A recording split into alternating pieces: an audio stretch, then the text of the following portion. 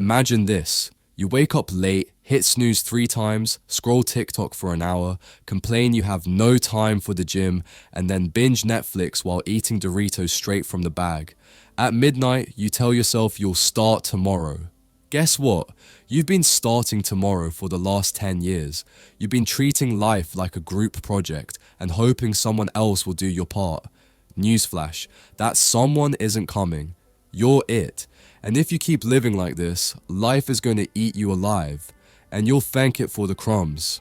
Today we're ripping apart one of the most uncomfortable truths about being human, straight from The Road Less Traveled by M. Scott Peck. Peck wasn't just some self-help blogger spouting Instagram quotes. He was a psychiatrist who spent decades elbow deep in the messy, unfiltered reality of people's lives. His office wasn't a cozy armchair and herbal tea. It was the war zone where people's excuses went to die. This book isn't a feel-good pep talk. It's an intellectual slap in the face. Peck doesn't hand you 3 quick hacks to happiness. He hands you a shovel and says, dig. You've been standing on your own potential this whole time. And before the copyright police start sharpening their pitchforks, this video falls under the Fair Use Act. It is educational, transformative commentary. We're not here to regurgitate Peck's words like obedient parrots. We're here to challenge them, add new meaning, and, yes, confront you with the uncomfortable reality that you are probably the biggest obstacle in your own life. The main theme of Peck's work? That spiritual growth and mental maturity aren't luxury add-ons to life. They're the point of the whole damn thing, and the toll you pay to get there is discipline, self-responsibility, and a relentless devotion to truth, even when it hurts like hell. If you're hoping for sugar-coated positivity, this is your exit. If you're ready to actually stop lying to yourself, then buckle up, because we're about to walk through the first big ideas of this book, and you might not like what you hear. Welcome to Mindful Reads Hub. Let's get started. The hidden power of waiting. You want to know why your life still feels like a messy, half-finished group project? Because you've been living like a toddler with a credit card, grabbing the frosting first, shoving it in your mouth, and wondering why you feel sick before you even touch the cake. You don't struggle with time management, you just hate waiting for things. You want the win without the work, the reward without the responsibility, the body without the gym, the relationship without the hard conversations, and the peace of mind without actually facing your problems. And this isn't just lazy, it's self-destruction in slow motion. Here's the truth that most people can't even stand to hear. Life is supposed to be hard. And before you roll your eyes and tell me that's negative thinking, remember, the first noble truth in Buddhism literally says, life is suffering. It's not an accident, it's not bad luck, it's the operating system. Once you stop acting like pain is some glitch in the matrix and start treating it like the training program it is, you stop wasting energy avoiding it and start using it to actually grow. Peck's point, and it's one most people never really swallow, is that the real superpower isn't in avoiding pain, but in knowing how to aim it. Discipline is just the skill of directing pain toward a problem until it breaks. You delay gratification, not because it's some monk-level virtue, but because you understand that short-term sacrifice is how you buy long-term freedom. That's why the people who win in life often look boring in the moment. They're eating the vegetables first while you're licking the frosting and wondering why you're still hungry. And here's where it gets ugly, because you probably think you already handle your problems. No, you manage symptoms, you hide in busy work, distraction, or other people's drama so you don't have to face your own. You think ignoring something until it blows up is keeping the peace. But problems don't just disappear because you've decided you're not ready to deal with them. They sit there, collecting interest like a debt you refuse to open the bill for, and by the time you look, you don't just owe the money, you owe your dignity, your time, and a piece of your future. The book makes it painfully clear. The main reason people stay stuck is because they want other people or fate or the system to handle their problems for them. But if you hand over your responsibility, you're handing over your freedom. Every time you say, "It's not my fault, so it's not my problem," you're basically saying, "Here, take my life. You make the decisions for me." And the worst part, you'll still blame them later when you don't like where they took you. Look at your own patterns. How often do you wait for the right time to make a decision you've been putting off for years. You're not waiting for the right time. You're waiting for someone else to make the pain go away. You stay in toxic jobs, miserable relationships, and broken habits because even though they're killing you in familiar ways, and your brain would rather drown in lukewarm misery than face the shock of cold change. Delaying gratification, the hidden power of waiting, isn't about sitting in Zen stillness, smiling through deprivation. It's the weapon you use to flip life's script. Instead of suffering now and suffering later, you suffer once, on your terms, and get the payoff afterward. It's mowing the lawn before the weeds take over the whole yard. It's having the hard conversation before resentment turns into an emotional cancer. It's fixing the leak while it's still a drip instead of waiting until your whole ceiling caves in.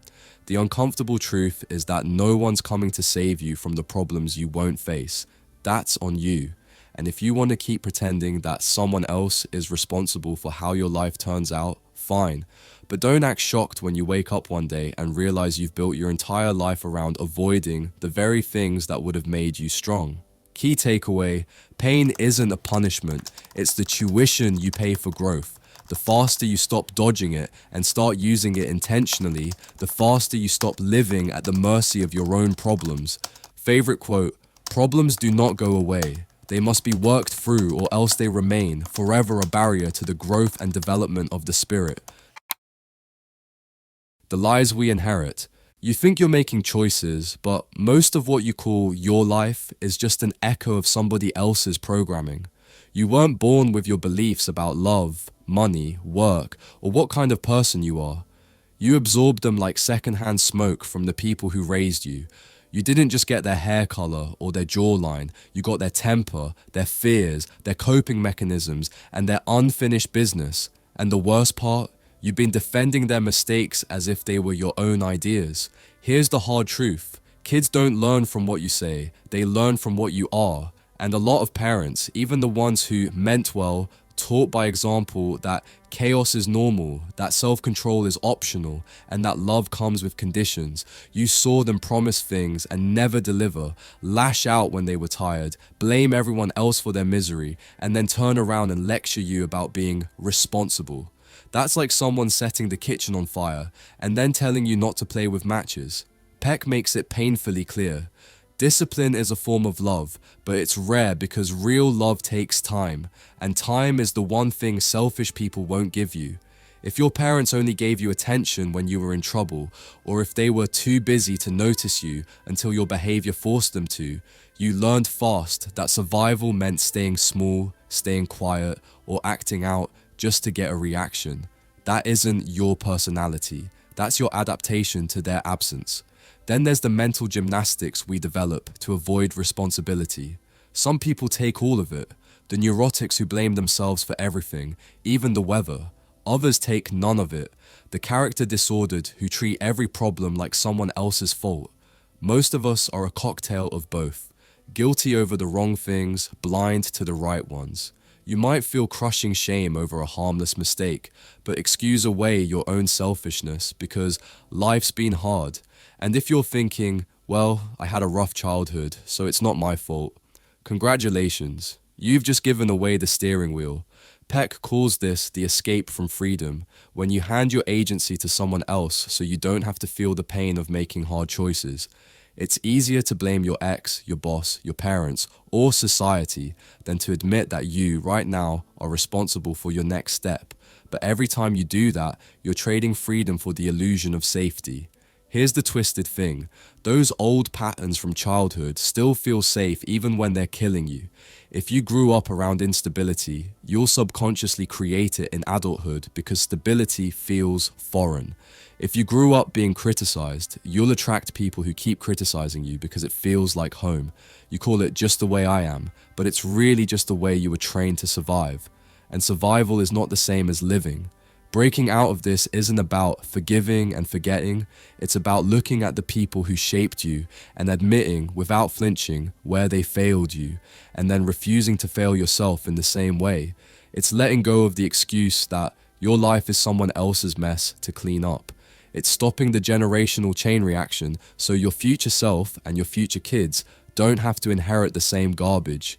This is the part where most people shut down because it's easier to stay loyal to the people who hurt you than to confront how deep the damage goes.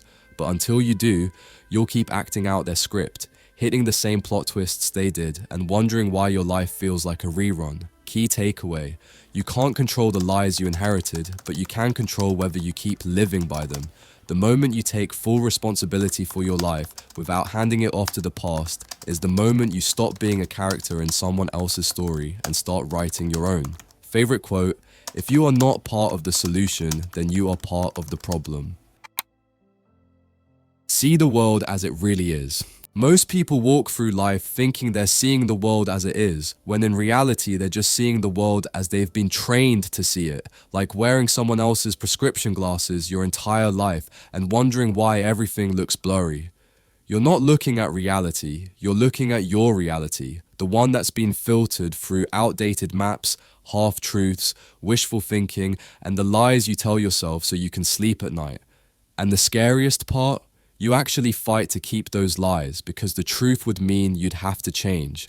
Peck's point is brutal but simple. Truth is reality, and if your internal map is wrong, you're going to get lost. Most people stop updating that map around the time they finish high school, maybe earlier, because revising it hurts. It means admitting you were wrong. It means letting go of beliefs that once kept you safe. And so you cling to the old map even when it keeps leading you into the same swamps, same dead ends, same heartbreaks. It's not that life keeps repeating itself, you keep repeating yourself. Take transference, for example. You learned ways of dealing with people as a kid, survival strategies that made perfect sense when you were powerless. And now you're still using them in a world where they don't fit. Maybe you learned early that you couldn't trust anyone, so now you keep people at arm's length and then complain you're lonely.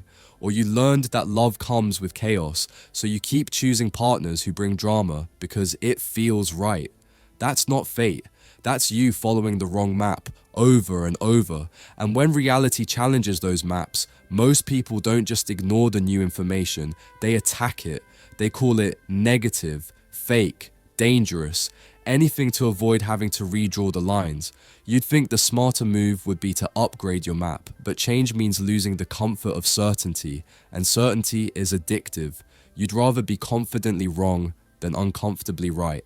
The antidote? A ruthless dedication to reality, even when it's ugly, inconvenient, or makes you look bad. That means asking not just what's true, but what am I pretending not to see? And it means inviting challenge, not avoiding it.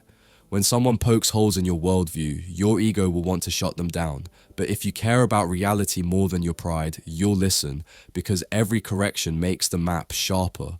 Peck doesn't sugarcoat it. You can't do this without a willingness to suffer.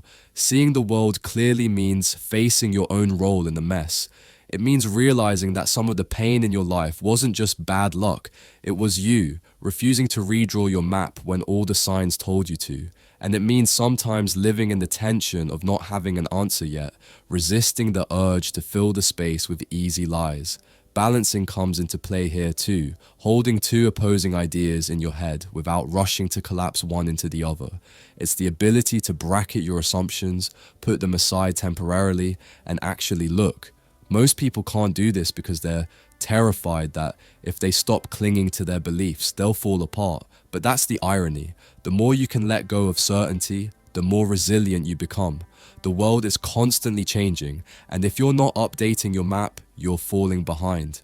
Your childhood map might have been perfect for navigating your parents' house, but it's useless for crossing mountains.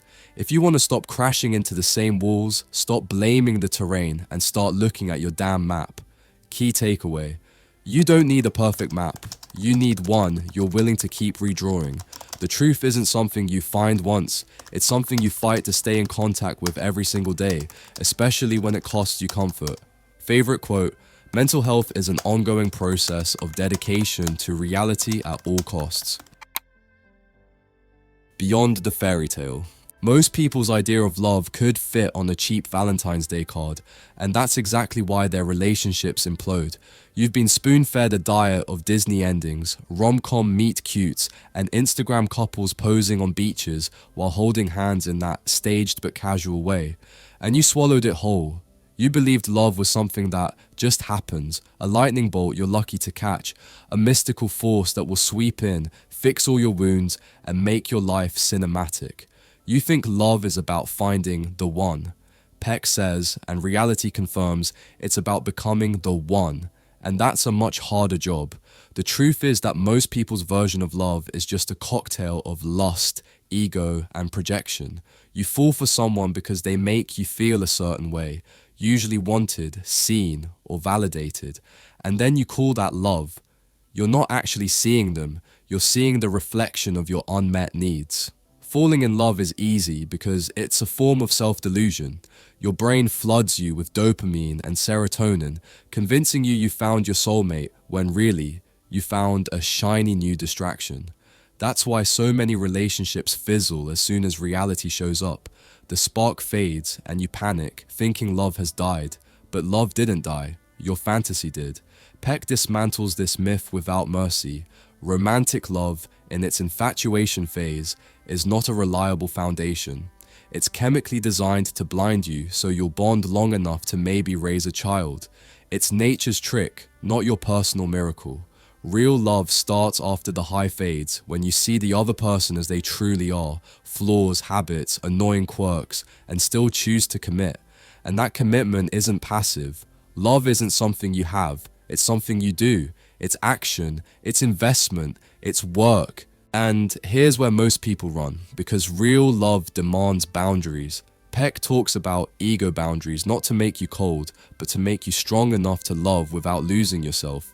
If you've ever been in a relationship where you started to disappear, your hobbies fade, your friendships vanish, your opinions soften into whatever keeps the peace, you know what it's like to confuse merging with intimacy. Healthy love doesn't erase your individuality, it demands it.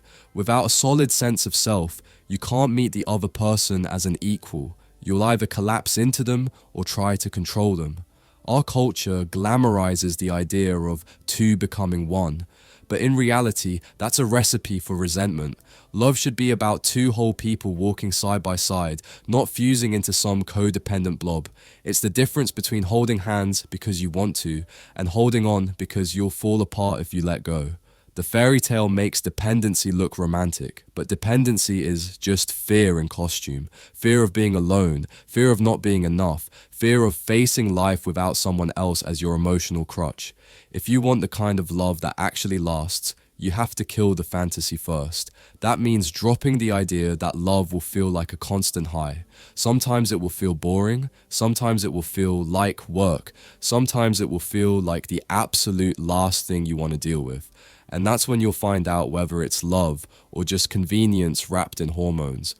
The real danger isn't that you'll never find love, it's that you'll find something comfortable and call it love because it's easier than facing yourself. And until you get honest about that, you'll keep hopping from one perfect partner to another, thinking you just haven't found the right one yet, when the truth is you haven't been the right one yet. Key takeaway: love isn't a magical feeling you stumble into. It's a disciplined choice to invest in someone as they truly are, without losing yourself in the process. Favorite quote: love is the will to extend oneself for the purpose of nurturing one's own or another's spiritual growth. The courage to stand alone together. Most people confuse closeness with dependence, as if the depth of a relationship can be measured by how much you cling to each other. You've been told that true love means never wanting to be apart, finishing each other's sentences, and merging your lives so tightly that you stop existing as an individual. That's not intimacy, that's emotional suffocation. And the irony is, the more you try to hold on like that, the more you actually strangle the connection. Peck makes it clear, the ability to stand alone is the foundation for standing together. If you enter a relationship looking for someone to complete you, you've already handed over your freedom. You're not loving, you're outsourcing your self-worth. And once you do that, you'll either bend yourself into whatever shape keeps them happy, or you'll demand they bend into whatever shape keeps you comfortable. Neither is love, it's mutual hostage-taking. Look at dependency for what it really is. Fear wearing romance as a disguise. You're terrified of being alone, so you tell yourself that your constant need for reassurance is just how love works. You think sacrificing your own needs for theirs is noble, but half the time it's just a strategy to make sure they won't leave. That's not generosity, it's bargaining, and it's exhausting because no one can fill the bottomless hole where your own sense of self should be. Real love demands self-sufficiency, not the Instagram version where you post solo vacation pics while secretly texting 3 different people for validation, but the kind where you know you could walk away if you had to, and you choose to stay anyway. That's the kind of freedom that makes commitment real. Without it, commitment is just fear, cemented in place. This is where Peck gets confrontational. Love is not a feeling. Feelings come and go. Some mornings you'll wake up and look at your partner like they hung the moon, and some mornings you'll wonder why you ever signed up for this. If love depended on your mood, no relationship would last more than a season. Love is an action, the repeated decision to invest in someone else's growth, even when it's inconvenient, even when you're tired, even when it would be easier to retreat into yourself. And here's the part most people miss. Love thrives in separateness. That's not code for emotional distance. It's the reality that 2 strong, independent people can come together without dissolving into one shapeless mass. When you have your own interests, friendships, and sense of purpose, you bring more to the relationship than your neediness. You show up as a whole person, which means your connection isn't about survival, it's about choice. If you're scared that too much independence will drive you apart, it's probably because you've built your relationship on dependency in the first place. Healthy independence doesn't weaken love. It gives it space to breathe. It's the difference between a fire that burns bright because it's tended and one that dies because it's smothered. The uncomfortable truth is that many people never learn this because they're addicted to the drama of codependency. It feels intense. It feels consuming. It feels like a movie until it doesn't. Then it feels like a cage. And that's when you either break free or double down on the illusion, convincing yourself that misery is just what real love is. Key takeaway. Love is strongest when 2 whole people choose to stand side by side, not when 2 incomplete people cling to each other out of fear. Independence isn't the enemy of intimacy. It's the proof that your connection is real. Favorite quote, love is the will to extend oneself for the purpose of nurturing one's own or another's spiritual growth. True love is an act of will, both an intention and an action. Love as a discipline. Most people want the rewards of love without ever having to pay the price. They want the warmth, the intimacy, the safety, but without the risk of heartbreak, without the work of growth, without the discomfort of confrontation. In other words, they want to win the marathon without running it. And then they wonder why their relationships collapse under the weight of real life. Here's the ugly truth. Love isn't proven when everything is easy. Love is proven in the moments where everything in you wants to pull away. Peck dismantles the fantasy that love is just being there for someone. Being there is the bare minimum. Love is staying when it would be easier to leave, telling the hard truth when silence would keep the peace, and confronting issues when sweeping them under the rug would protect your comfort. Loss is the first test. If you love deeply, you risk losing deeply. People avoid committing fully because they don't want to face the pain that comes with loss, the vulnerability of knowing someone could leave, die, or simply stop loving you. So they hold back, keeping one foot out the door just in case. But that's not safety, that's self-sabotage. You don't get to feel the full joy of love while keeping it on a leash. Independence is the second test. You can't truly commit if you're dependent on someone for your sense of worth or identity. That's not love, that's survival. Independence doesn't mean living separate lives. It means knowing you could live without them and still choose to be with them. It means your love isn't driven by fear of being alone. And that's where most people fail. They confuse attachment with devotion. One is based on freedom, the other on fear. Commitment itself is the third test. Not the Instagram post, not the anniversary dinner, but the quiet, daily decision to keep showing up even when you're not feeling it. The decision to love on the days when you'd rather shut down. Commitment is boring sometimes. It's repetitive. It's unglamorous. But it's the thing that turns love from a fleeting emotion into something you can actually build a life on. Then comes confrontation. If you think confrontation is the enemy of love, you've already lost. Avoiding hard conversations doesn't protect your relationship. It lets resentment grow in the dark until it chokes out everything alive. Confrontation isn't about attacking the other person. It's about caring enough to fight for the relationship, even when the fight is messy. It's about calling each other out, not because you want to win, but because you want to grow. Peck frames love as a discipline, a skill you choose to practice daily, like training a muscle. That's the opposite of how most people approach it. They treat love as a feeling that either shows up or doesn't, and then wonder why their relationships keep failing. The reality is, feelings will betray you. They're unpredictable. Discipline won't. Discipline says, I will keep investing in you, in us, in myself, no matter how I feel in the moment. You can't have love without risk. You can't have it without loss, without independence, without commitment, without confrontation. And if you're unwilling to accept that, you're not looking for love. You're looking for a fantasy that will keep breaking in your hands. Key takeaway: real love isn't about avoiding pain.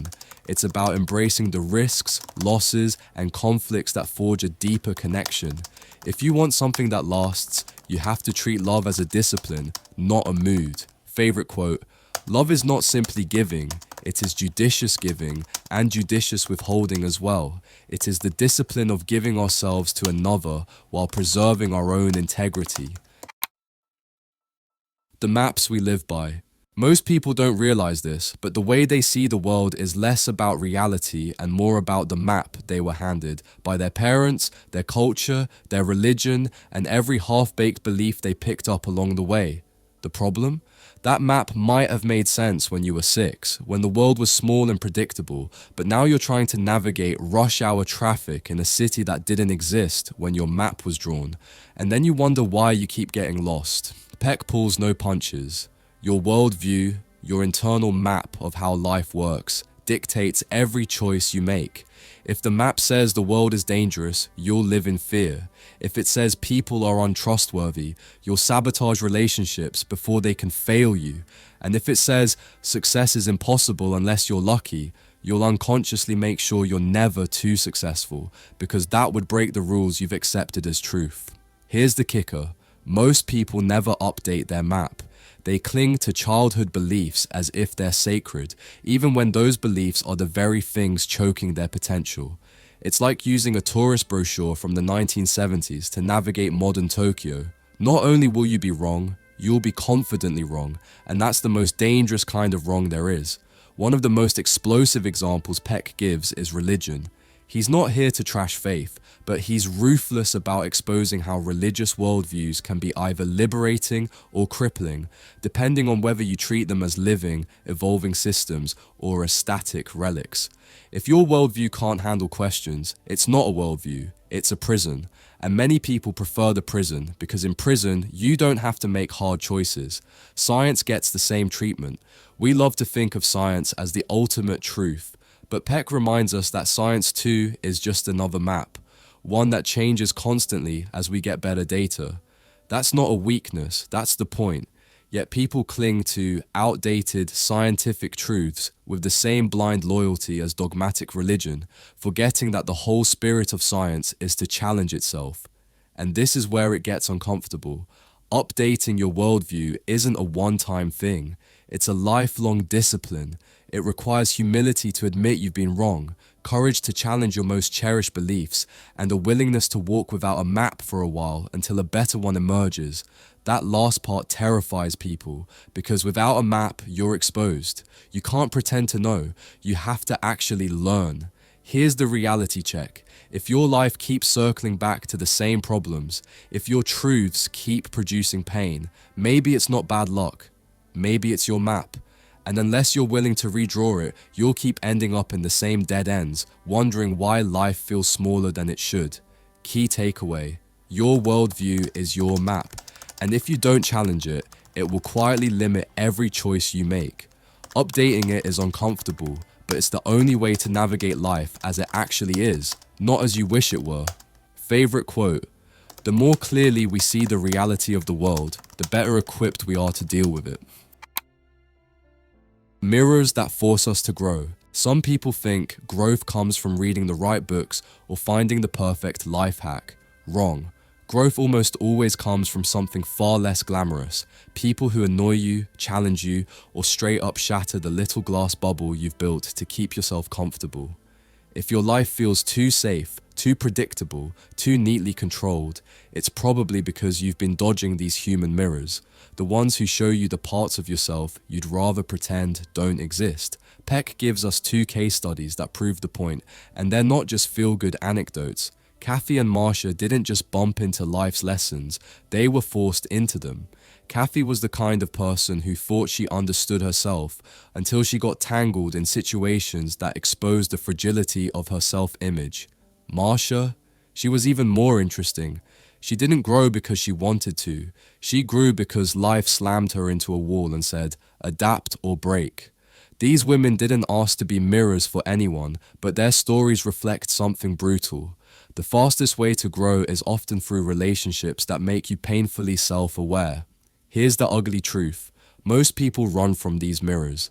They choose friends who validate their every thought, partners who never push back, and jobs where their weaknesses stay comfortably hidden. It feels good, sure, but it's like avoiding the gym because lifting weights is uncomfortable. You stay weak. Worse, you convince yourself you're strong. That's the danger. What Peck is pointing to, and what too many people ignore, is that relationships are not just sources of comfort, they're arenas for transformation. The best ones will confront you with your own contradictions. They'll make you wrestle with truths you've been avoiding. They'll show you that the version of yourself you've been parading around is incomplete, maybe even fake. And if you're smart, you'll lean into that discomfort instead of running from it. The problem? Leaning in means giving up control. You can't predict what these relationships will teach you. Sometimes they'll reveal you're stronger than you thought. Other times, they'll expose that your confidence is just arrogance in better clothes. Either way, you can't grow without feedback from the outside world, and sometimes that feedback is gonna sting. That's the choice in front of you. Stay small and comfortable, or get uncomfortable and grow. It's not a one-time decision, it's a lifetime habit. Seek out the mirrors that make you want to look away. Ask the hard questions even when you already know you won't like the answers. And when life hands you a Kathy or a Marcia, don't resist the lesson. Wring every ounce of growth out of it. Because whether you like it or not, those people are shaping the person you are becoming. Key takeaway: the people who challenge you, frustrate you, or push you beyond your limits are the ones who force you to grow. Avoid them, and you avoid your own potential. Favorite quote: we cannot solve life's problems except by solving them. Facing the truth about yourself. Some people spend their whole lives ducking from their own reflection. Not the one in the bathroom mirror, that's easy to fix with a new haircut or better lighting, but the reflection that comes from the cold, unfiltered truth about who they really are. Peck throws us right into the deep end here, using the lives of Theodore and Charlene as proof that you can dodge self-awareness for decades, but it will catch up with you eventually. And when it does, it doesn't ask politely if now's a good time. Theodore was brilliant in ways that made people envy him, successful, articulate, cultured, but under all that polish was a man who had mastered the art of intellectual camouflage. He used knowledge like armor, never letting anyone close enough to spot the soft spots. The problem with armor is it works both ways. It keeps people from hurting you, but it also keeps you from feeling much of anything. His life looked impressive on paper, but deep down it was hollow because avoiding vulnerability means avoiding actual growth. Charlene's story was different, but just as telling. She lived smaller than she needed to, shrinking her dreams to fit into a life that felt safe. The world wasn't keeping her down. She was. Peck lays it bare. Fear disguised as prudence, comfort masquerading as contentment, and self-imposed limits that she pretended were just the way things were. In both cases, the problem wasn't lack of opportunity or even lack of talent. It was the quiet, relentless refusal to face the parts of themselves they didn't want to see. And this is where most people flinch, because it's not about Theodore or Charlene anymore. It's about you. How much of your identity is a carefully curated performance? How many decisions are really just evasions dressed up as wisdom? We all have a highlight reel we show to the world, but if you stitch together the deleted scenes, the stuff you don't post, the stuff you barely admit to yourself, would the picture look the same? Or would it feel like someone else entirely? The confrontation Peck is really talking about isn't with other people, it's with yourself. That's why it's so terrifying. You can't win an argument against the truth without lying to yourself, and the longer you do that, the more your life warps around those lies. Sure, you can keep busy enough to drown out the discomfort. You can buy enough distractions to never have to think about it. But that's the psychological equivalent of painting over rot. Eventually, the structure gives way. Here's the part that stings. Self-awareness isn't a one-and-done event. You don't figure yourself out once and then coast. It's an ongoing, brutal process of killing your own excuses, stripping away delusions, and choosing to see clearly even when the truth is ugly. That's the real work, and it's the kind of work Theodore and Charlene only learned to do when life finally stopped letting them hide. If you're listening to this thinking, well, I'm nothing like them, congratulations, you've just taken the first step toward becoming exactly like them. The people most resistant to self-examination are often the ones who need it the most. The only way to avoid their fate is to hunt down the truths you've been avoiding and drag them into the light yourself before life does it for you. Key takeaway: growth demands ruthless self-honesty. If you avoid seeing yourself clearly, you're not protecting your life, you're limiting it. Favorite quote: "The road to spiritual growth is a journey of continuous self-examination." The miracles we don't notice. Most people think miracles are about walking on water or parting seas. That's why they never notice the real ones, because they're looking for special effects instead of paying attention to the life right under their nose. Peck tears into this with surgical precision. He doesn't waste time on cheap, feel-good platitudes. Instead, he drags us face first into the three kinds of miracles most of us miss. The ones happening in our bodies every second, the ones bubbling in the depths of our unconscious mind, and the ones hiding in what we smugly call coincidence. First, the miracle of health. You don't notice it when it's there. You obsess over it when it's gone. Your heart is hammering away, your lungs are quietly keeping you alive, your immune system is running silent, invisible operations, and you're scrolling Instagram like it's nothing. The reality is, the level of precision and resilience in your biology is insane, but instead of gratitude, most people give it boredom. You only marvel at health after it's stripped from you, when you realize how outrageously lucky you were to wake up without pain. Peck's point is blunt. You are walking around with the equivalent of $1 billion machine, and you treat it like a disposable coffee cup. Then there's the unconscious, the part of you that's solving problems while you sleep, that's processing emotional sludge while you're distracted, that's keeping the bulk of your inner world functioning without you even knowing. This is where insight brews, the aha moments that appear in the shower, the creative flashes you didn't plan for. But most people poison this well with denial, unresolved trauma, or sheer neglect. Your unconscious isn't a junk drawer you can keep stuffing things into without consequences. Eventually, it overflows, and you drown in the mess you didn't deal with. Finally, serendipity. Those uncanny intersections of chance and timing we like to dismiss as just luck. Meeting someone on a random flight who ends up changing your career. Picking up a book that speaks directly to the problem you didn't tell anyone about.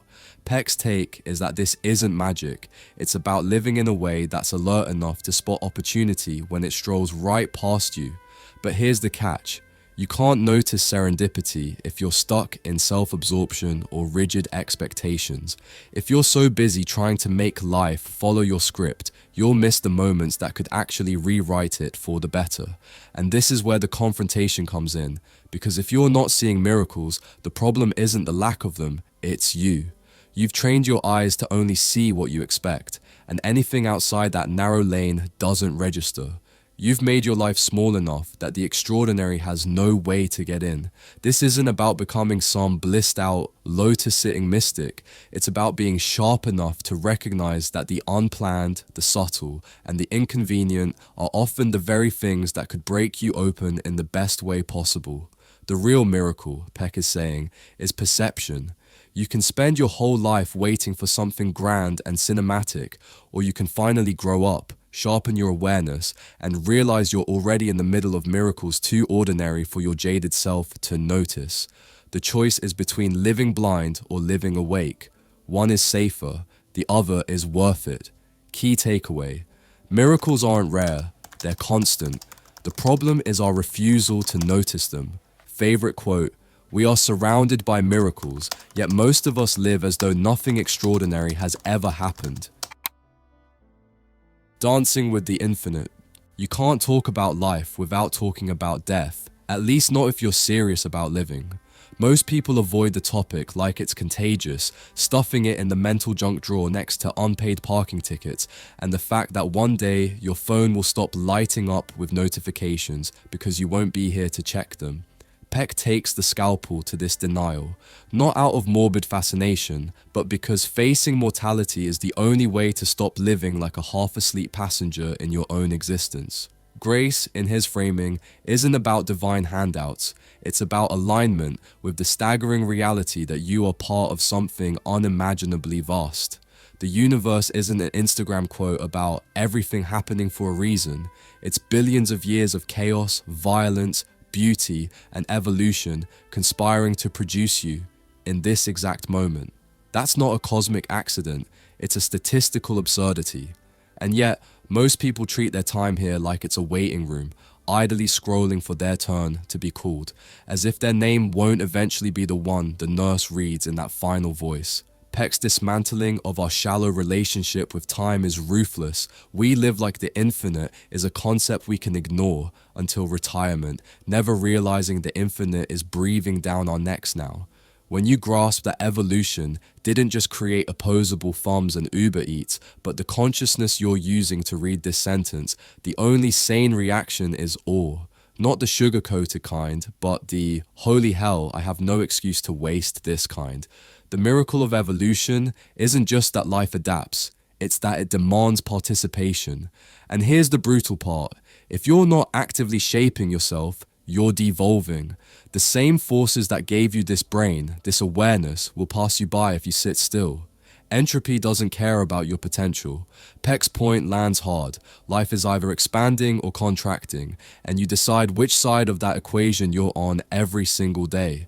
This is where the infinite part of his message gets uncomfortably real. You're not supposed to be the same person for your entire run here. The moment you start clinging to who you've been, you've stopped participating in the evolutionary process. And ironically, that's when you start dying while technically still breathing. Most people call it settling down. Peck calls it what it is, giving up early. So, what's dancing with the infinite? It's not floating through life pretending to be above it all. It's engaging with reality so fully that you feel the weight of your mortality and still choose to create, love, risk, and change. It's knowing the song will end and choosing to dance harder, not slower. It's letting the vastness of existence scare you into urgency instead of numbness. Here's the uncomfortable takeaway: you don't have unlimited time, and you're not supposed to. That's the point. Death isn't a design flaw, it's the mechanism that makes life precious. Peck's challenge isn't to make peace with the infinite, it's to lock eyes with it and keep moving anyway. The alternative is to live like you have all the time in the world, which is the surest way to waste the little you've got. Key takeaway: the vastness of life and the certainty of death aren't things to fear, they're the only reasons to truly live. Favorite quote: when we truly know our time is limited, we stop wasting it. The Alpha and the Omega. Everything in your life has an opening and a closing, whether you like it or not. Your first breath, your first heartbreak, your first time realizing that your parents are not immortal. Every single thing you've clung to has an expiration date baked in. And still, you act shocked when the end shows up, like the universe forgot to send you a heads-up text. Peck doesn't tiptoe around this. He rips the comfort blanket off and says the quiet part out loud: beginnings and endings are not accidents. They're the architecture of existence. Life is not a straight line. It's a loop with chapters: birth, growth, decay, death, and pretending otherwise doesn't make the loop disappear. It just makes you unprepared when the page turns. And here's the part nobody wants to hear. How you handle endings is a litmus test for whether you've been living or just passing time. You can cling until your fingernails crack, but the clock still ticks. The people who suffer the most aren't the ones who face endings. They're the ones who fight to pretend they don't exist. The alpha is thrilling because it's full of novelty, new love, new job, new version of you that feels unbreakable. But novelty is the cheap part. The omega, the ending, is where the weight is.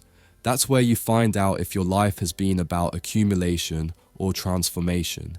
Peck pushes the idea that the end is not the negation of meaning, it's the proof that meaning ever existed at all. A movie that never ends is called a hostage situation.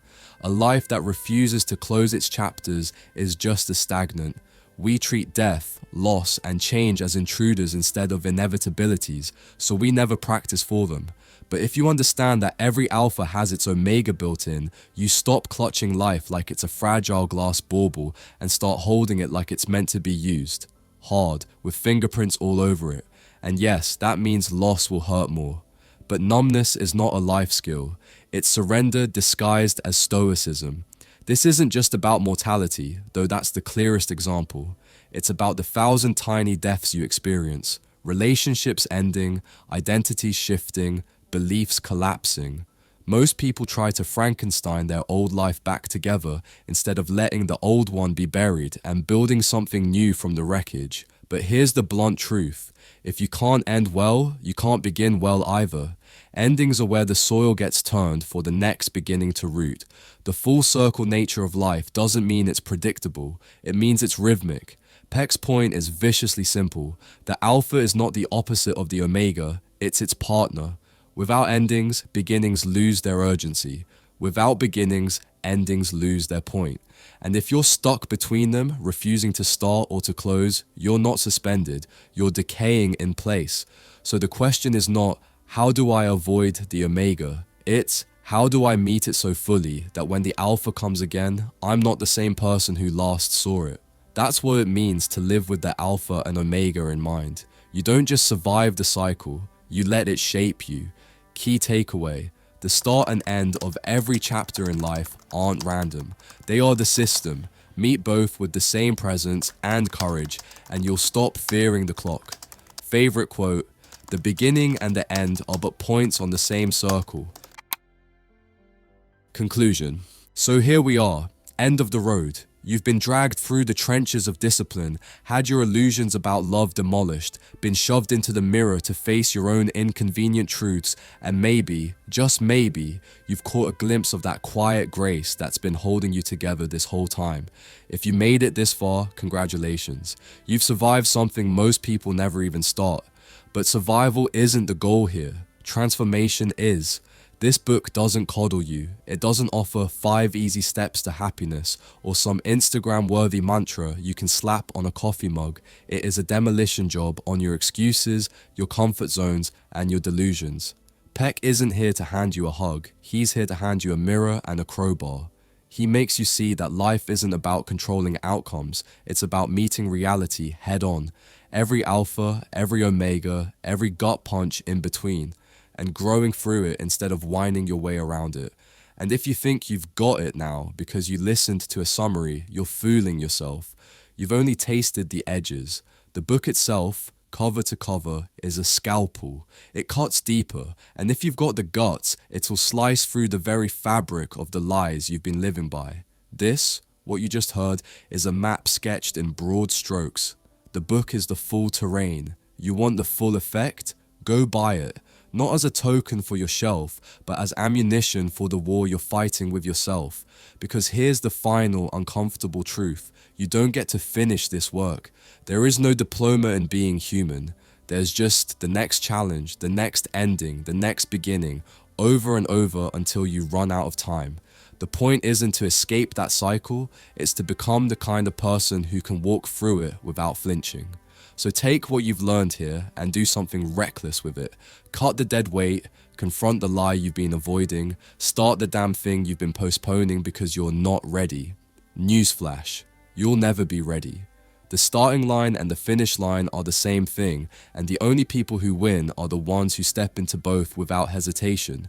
And if you want more of this no-filter, reality-first approach, hit that subscribe button, drop your thoughts in the comments, and share this with the one person in your life who needs a wake-up call more than they need another cup of coffee. Then, seriously, get the book. Not later, not when you have time, now, while you still feel the heat of this in your chest. Because if you let it cool, you'll slip back into autopilot, and autopilot is just a slow motion crash you call routine. You've been warned. Now go live like you heard me.